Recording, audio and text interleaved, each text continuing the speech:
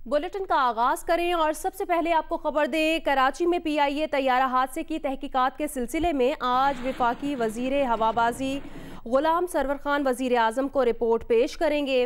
PIA का तैयारा पिछले माह 22 मई को कराची एयरपोर्ट के करीब गिरकर तबाह हो गया था।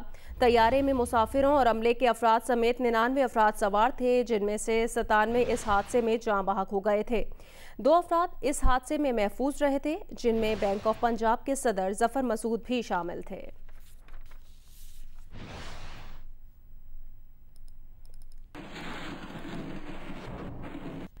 मजलिस वहदतुल मुस्लिमीन पाकिस्तान के मरकजी सेक्रेटरी जनरल अल्लामा राजा नासिर अब्बास जाफरी ने मारूफ आलिम दीन अल्लामा तालिब जौहरी के इंतकाल पर दिली रंज और गम का इजहार किया है।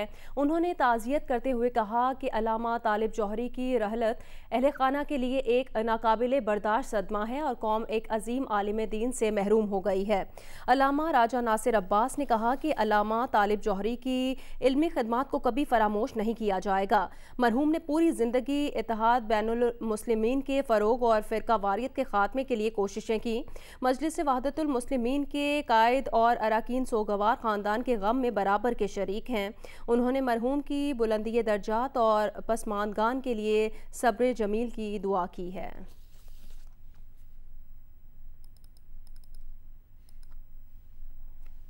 मारूफ आलिम दीन और मोहतरम जामिया बिनोरिया मुफ्ती मोहम्मद नईम को कराची में सुपुर्द खाक कर दिया गया। मरहूम की नमाज जनाजा मुफ्ती तकी उस्मानी ने पढ़ाई। मारूफ आलिम दीन और मोहतरम जामिया बिनोरिया मुफ्ती मोहम्मद नईम की नमाज जनाजा साइड टाउन में अदा की गई। नमाज जनाजा मुफ्ती आजम पाकिस्तान मुफ्ती तकी उस्मानी ने पढ़ाई। हजारों अफराद की मौजूदगी के सबब जनाजा गाह में 3 मरतबा तोसी करना पड़ी। नमाज जनाजा में जामिया बिनोरिया के मुअल्लिम, तलबा, वफाकुल मदारिस समेत मुख्तलिफ सियासी और मजहबी जमातों के रहनुमाओं ने भी शिरकत की। मुफ्ती नईम को बिनोरिया कब्रिस्तान में उनके मरहूम वालिद के पहलू में सुपुर्द खाक कर दिया गया। मुफ्ती नईम आर्ज़ा क़ल्ब में मुब्तला थे। हफ्ते की रात तबीयत बिगड़ने पर अस्पताल ले जाया जा रहा था, लेकिन वो जाँबर न हो सके और खालिक हकीकी से जा मिले। कैमरामैन फरहान इलियास, शाहिद इस्माइल और रिपोर्टर काशिफ मुश्ताक के साथ मोहम्मद कसीम सईद, जियो न्यूज़ कराची। MKM लंदन के साबिक सीनियर रहनुमा मोहम्मद अनवर के इंकशाफात सामने आए हैं। उनका कहना है कि MKM भारत से पैसे लेती थी। पैसे लेना पॉलिसी का हिस्सा था। पैसे आते थे, हम उन्हें पहुंचाते थे। लंदन में जियो न्यूज़ के नुमाइंदे मुर्तज़ा अली शाह को इंटरव्यू में मोहम्मद अनवर का कहना था नदीम नुसरत ने उन्हें भारतीय सिफारतकार से लंदन में मिलवाया। मोहम्मद अनवर ने कहा कि उनका इमरान फारूक कत्ल केस से कोई ताल्लुक नहीं। लंदन पुलिस ने उन्हें कभी चार्ज नहीं किया क्योंकि वो जानते हैं कि वो इमरान फारूक कत्ल केस में मुलव्विस नहीं हैं। मोहम्मद अनवर ने मुतालबा किया कि साबिक गवर्नर डॉक्टर इशरतुल इबाद को इमरान फारूक कत्ल केस में शामिल तफ्तीश किया जाए। मोहम्मद अनवर की हक़ाइक़ सामने लाने के लिए पाकिस्तानी हुकाम को ताउन की पेशकश। की लाइन थी, हुक्म मानना था, वो हमने किया। हाँ, पैसे लाते थे, वो दे देते थे। जो भी अगर हम इंडिया से ताल्लुकात थे तो हम तो जो पार्टी लाइन थी वो टो कर रहे थे ना। मेरे पास नदीम नुसरत साहब आए और उन्होंने कहा आपकी एक मुलाकात है, आप मिल लें। मैंने कहा किससे? उन्होंने कहा कि इंडियन डिप्लोमेट से। तो आज भी मैं पाकिस्तान अगर मुझसे कोई काम लेना चाहता है तो मैं आपको पेश करता हूँ। और हाँ, मैं तो इस पाकिस्तान से आया था, मेरा तो कोई ताल्लुक नहीं था, तो मुझे कनेक्ट कराया गया था ना। और ये मैंने शुरू से भी, जब मरहूम एहतशाम ज़मीर भाई से बात होती, मैं कहता तो मैं मेरी खिदमत कुछ हासिल करना है तो कर लें, मुझे बहुत बदनाम किया है इंटरनेशनल उसमें वगैरह वगैरह। अब मैं पेश करना चाहता हूँ, लेकिन शायद उनको ये मंजूर नहीं था। तो आज भी मैं पाकिस्तान अगर मुझसे कोई काम लेना चाहता है तो मैं आपको पेश करता हूँ। और जो मुझ पर इल्ज़ामात लगा गए वो हमारे दोस्तों ही ने ज़्यादा लगाए हैं ना। तो उनके कत्ल का बंदोबस्त उनके सामने ही किया जा रहा था। ये क्या काबिल यकीन बात है? कोई ये सोच सकता है? सो ये सब लैला मजनू की कहानी है और इसके सिवा कुछ भी नहीं है। डॉक्टर इशरतुल इबाद का तवातिर से कई दफ़ा फ़ोन आए और उन्होंने कहा कि हमें MI6 ने आपकी तस्वीर भेजी है जहां आप कार पार्क में असैसिन से मुलाकात कर रहे हैं। 2 मिनिएचर सी तस्वीरें, कलर्ड फोटोग्राफ 2 शख्सियात की लाए जो स्टूडियो में खींची गई थी। तो फिर उन्होंने दिखाया तो मैंने कहा ये मेट्रोपॉलिटन पुलिस वाले इतने अहमक हैं कि असैसिन्स की तस्वीरें खिंचवाई स्टूडियो में और फिर उनको अलविदा कह दिया एयरपोर्ट पर जा कर के। इशरतुल लिबास साहब साबिक गवर्नर ये कर रहे थे तो यकीनन गवर्नर हाउस के भी तो फ़ोन टेप होते होंगे ना, ये उसके बगैर तो नहीं। तो उनको भी शामिल तफ्तीश करना चाहिए था और इंक्वायरी करनी चाहिए थी कि ये जो आप बात कर रहे हैं तो लाइव तस्वीर दिखाएं जो आपको MI6 ने भेजी है। पाक सरजमीन पार्टी के सरबराह मुस्तफ़ा कमाल ने कहा कि बानी MQM को लोगों का खून चाहिए। नौजवानों को बानी MQM ने कातिल और रॉ का एजेंट बनाया। उनके सामने बानी MQM ने कहा कि भारत उन्हें पैसे देता है। मुस्तफ़ा कमाल की MQM पाकिस्तान पर भी इल्ज़ामात की बौछार। कहा MQM पाकिस्तान ने बानी मुत्तहिदा का परचम बचाया, इंतखाबी निशान बचाया। ऐसे इक़दामात से MQM पाकिस्तान ने बानी मुत्तहिदा को जिंदा रखा। आज बानी मुत्तहिदा ने अपने आका के कहने पर सिंधु देश वालों से इत्तेहाद कर लिया है।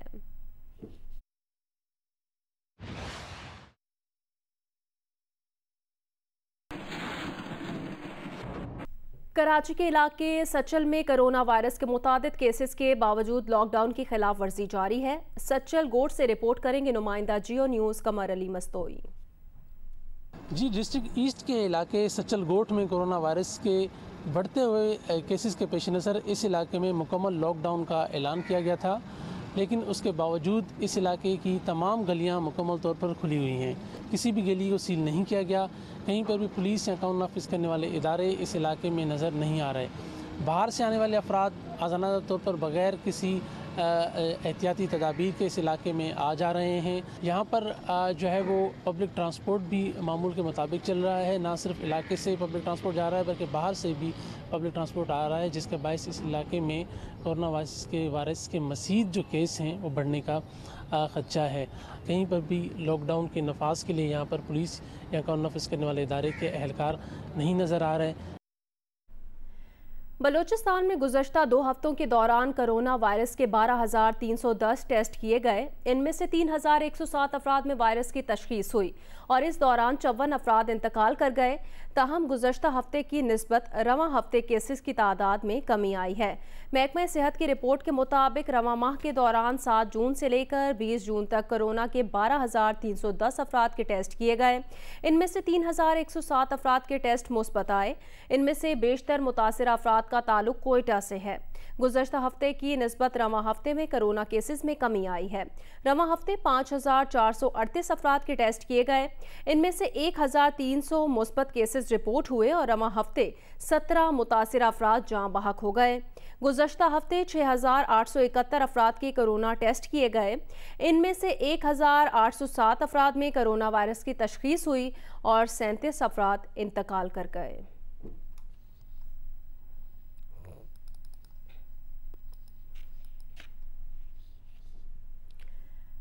स्वात में टूरिस्ट गाइड और टैक्सी ड्राइवर्स के कारोबार का इन्हिसार सयाहत से वाबस्ता है। लॉकडाउन और कोविड-19 ने इस शोबे को कितना मुतासिर किया है, ये बताएंगे नुमाइंदा जियो न्यूज़ महबूब अली।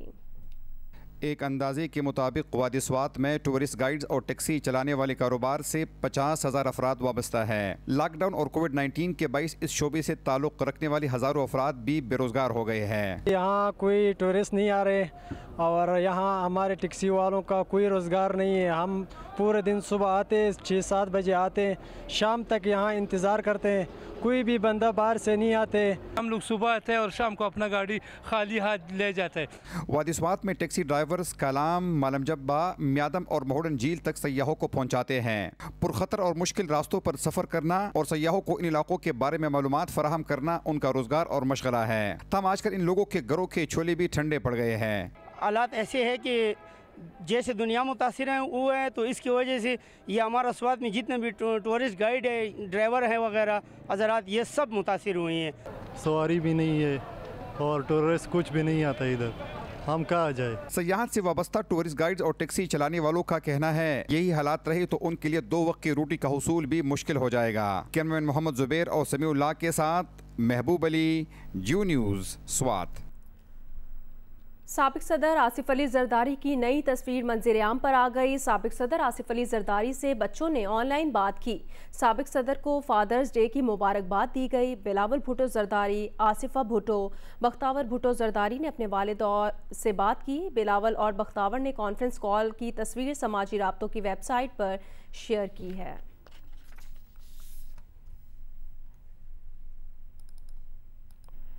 दहशतगर्दों की सिक्योरिटी फोर्सेस की पेट्रोलिंग पार्टी पर फायरिंग। दहशतगर्दों ने शिमाली और जनूबी वजीरिस्तान के सरहदी इलाके गेरोम के करीब सिक्योरिटी फोर्सेस पर फायरिंग की। ISPR के मुताबिक फायरिंग के तबादले में एक दहशतगर्द मारा गया। दहशतगर्दों की फायरिंग से कैप्टन सबी और सिपाही नवीद शहीद हो गए। दहशतगर्दों की फायरिंग से 2 सिपाही जख्मी भी हुए। ISPR के मुताबिक दहशतगर्दों की पनाहगाह का खात्मा कर दिया गया।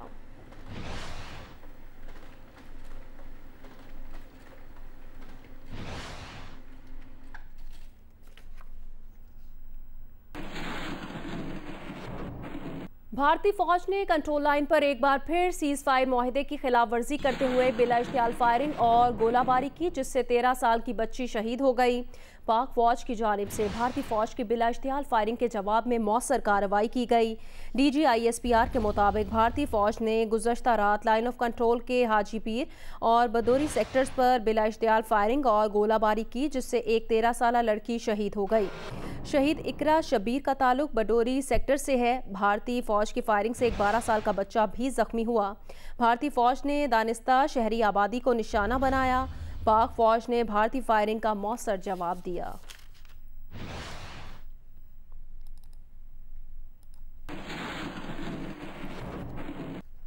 भारतीय नाज़िमुल उमूर की दफ्तर खारजा तलबी हुई है। तर्जुमान दफ्तर खारजा का कहना है भारतीय नाज़िमुल उमूर से कंट्रोल लाइन पर भारतीय फौज की फायरिंग और गोलाबारी पर शदीद एहतजाज रिकॉर्ड करवाया गया है। तर्जुमान दफ्तर खारजा का कहना है कंट्रोल लाइन पर तनाव बढ़ाकर भारत मकबूजा कश्मीर में इंसानी हकूक़ की संगीन खिलाफ वर्जियों से आलमी तवज्जो नहीं हटा सकता। भारत की जंगबंदी की खिलाफ वर्जी इलाकाई अमन और सलामती के लिए खतरा है। भारत 2013 के जंगबंदी मुआहदे का एहतराम करे।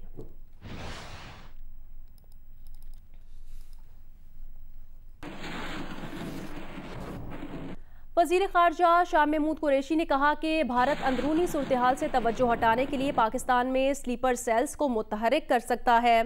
कराची में कुछ वाक़यात हुए हैं, ऐसे वाक़यात का गौर से जायज़ा लेना होगा। अपने बयान में वज़ीर ख़ारजा शाह महमूद कुरैशी ने कहा कि BJP की सरकार बेपनाह दबाव में है। लद्दाख में रुसवाई पर सवालात उठ रहे हैं।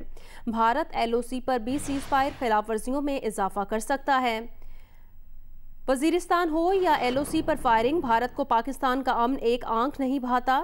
वज़ीर ख़ारजा ने कहा वो नई सूरत हाल पर OIC के वज़ीर ख़ारजा से आज राब्ता करेंगे।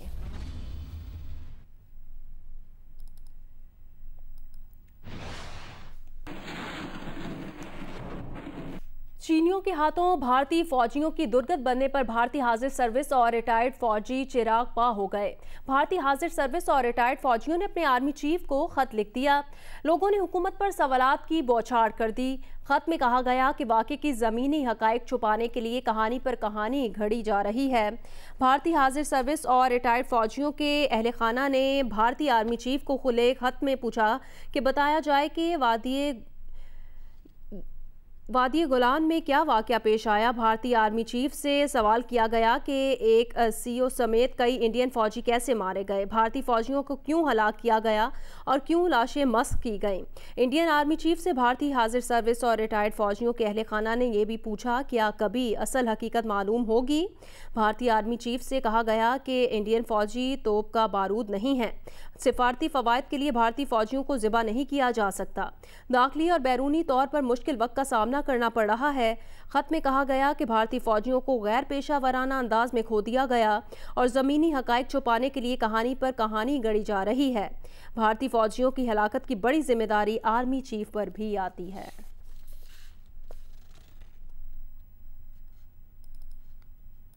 चीनी फौज के हाथों 20 भारतीय फौजियों के मारे जाने के बाद वजीर आजम नरेंद्र मोदी ऑपोजिशन के हमलों की जद पर हैं। कांग्रेस रहनुमा राहुल गांधी ने एक बयान में भारतीय वजीर आजम नरेंद्र मोदी को सरेंडर मोदी कह दिया। राहुल गांधी ने सोशल मीडिया पर जारी एक बयान में मोदी हुकूमत की नाकाम पॉलिसी से मुतालिक जापान के अखबार में शाया होने वाला तबसरा भी मुंसलिक किया है।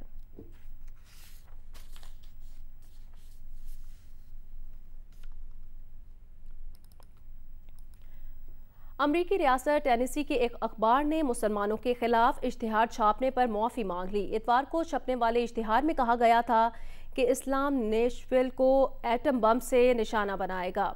पूरे सफ़े और 8 पैराग्राफ पर मुश्तमिल ये इश्तिहार मिडल टेनेसी नाम के अखबार में शाया हुआ, जिसमें सदर ट्रंप, पोप फ्रांसिस की तस्वीर, जलता हुआ अमरीकी परचम बना हुआ था और ये दावा किया गया था कि इस्लाम नेशविल को एटम बम से उड़ा देगा। अखबार के एडिटर और नायब सदर ने इश्तिहार को खौफनाक और नाकाबिले दिफा करार देते हुए कहा कि ये इश्तिहार गलत है और इसे छपना ही नहीं चाहिए था।